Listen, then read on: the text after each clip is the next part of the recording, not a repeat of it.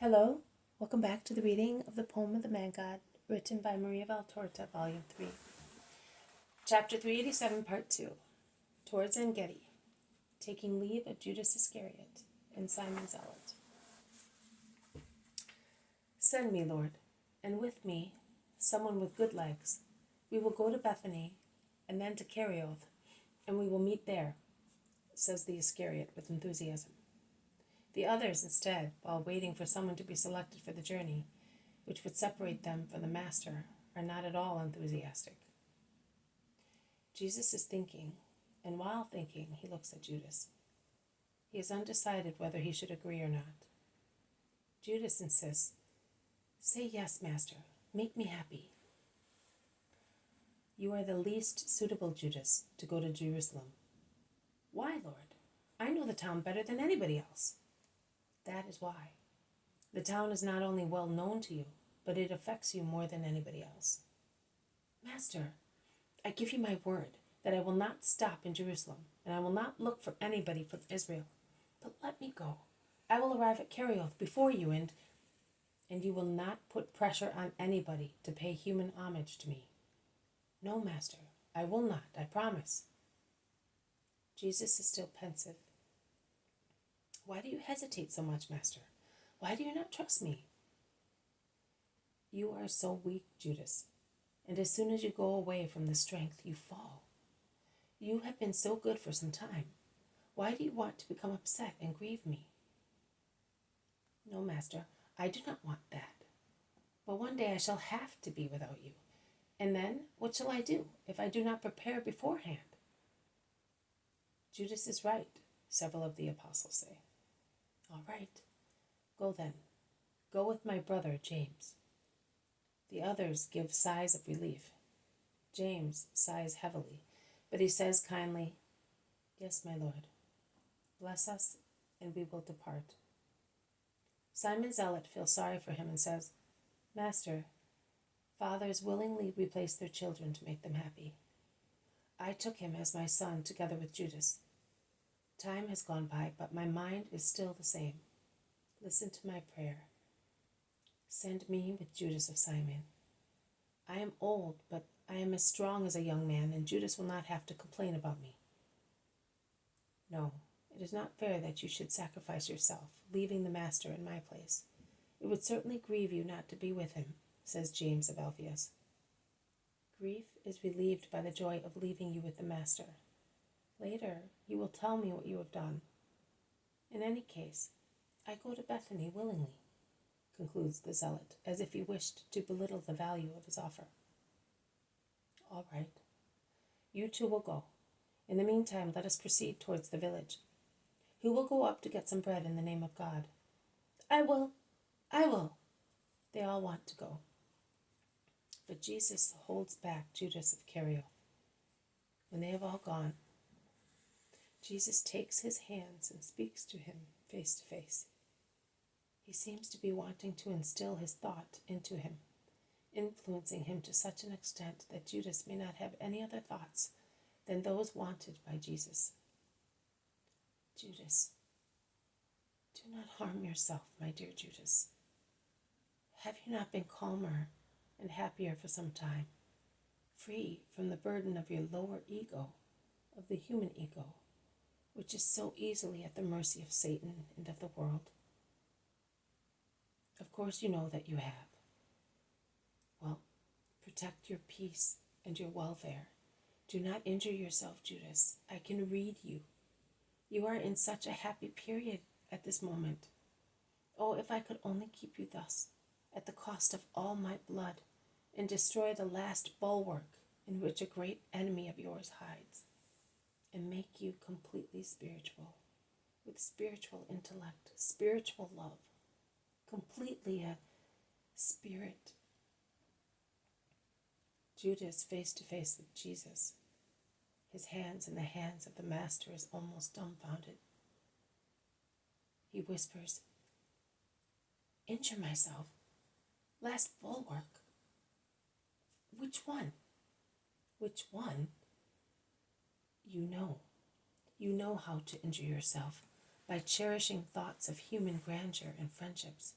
which you suppose are useful to procure such grandeur.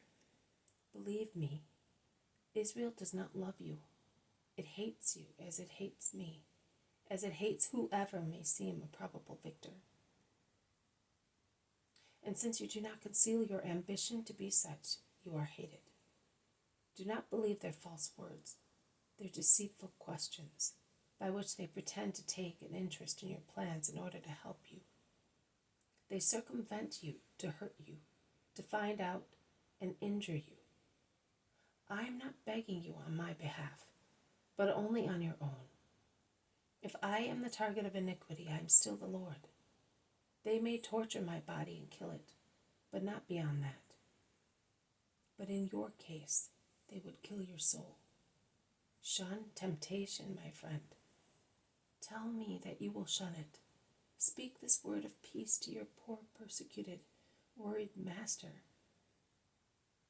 Jesus clasps him in his arms, and cheek to cheek speaks in his ear, and his golden hair mixes with the thick, dark curls of Judas. I know that I have to suffer and die. I know that my crown will be the crown of a martyr. I am aware that my blood will be my purple. I came for that.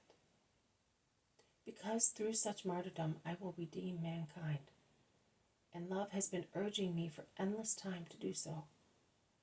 But I would not like any of my followers to be lost. Oh, all men are dear to me, because in them there is the image and likeness of my Father, and the immortal souls that he created.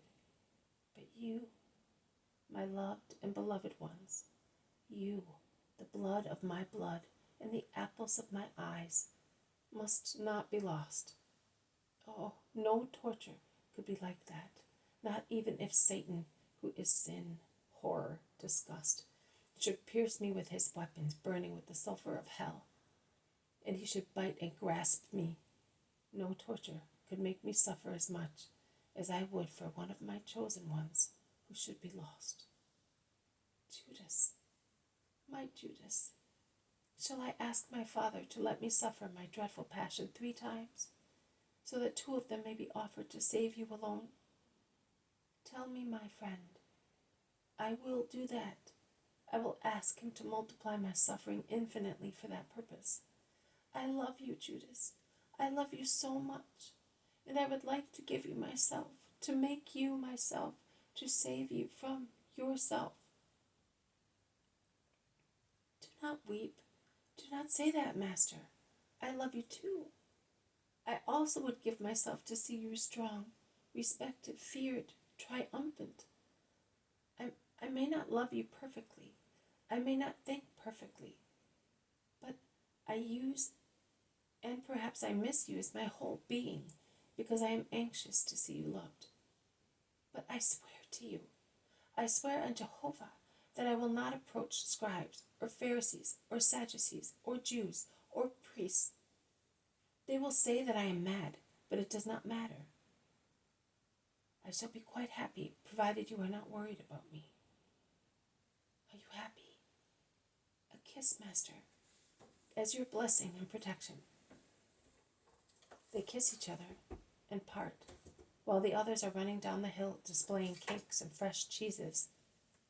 They sit down on the green grass of the banks and divide the food, saying that they were made welcome because the people of the few houses know the shepherd disciples and are in favor of the Messiah.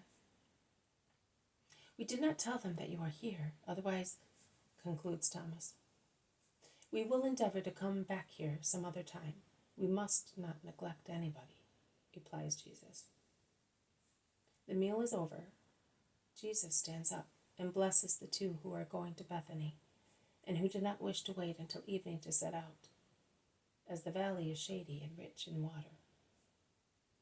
Jesus and the 10 who are staying with him lie down on the grass and rest, awaiting sunset, when they will go back to the Engedi and Masada road, as I hear them say.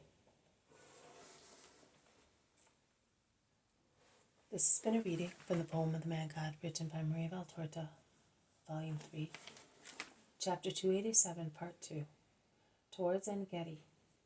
taking leave of Judas Iscariot and Simon Zealot. Thank you for listening. I will see you tomorrow. May God bless you, and may peace be with you.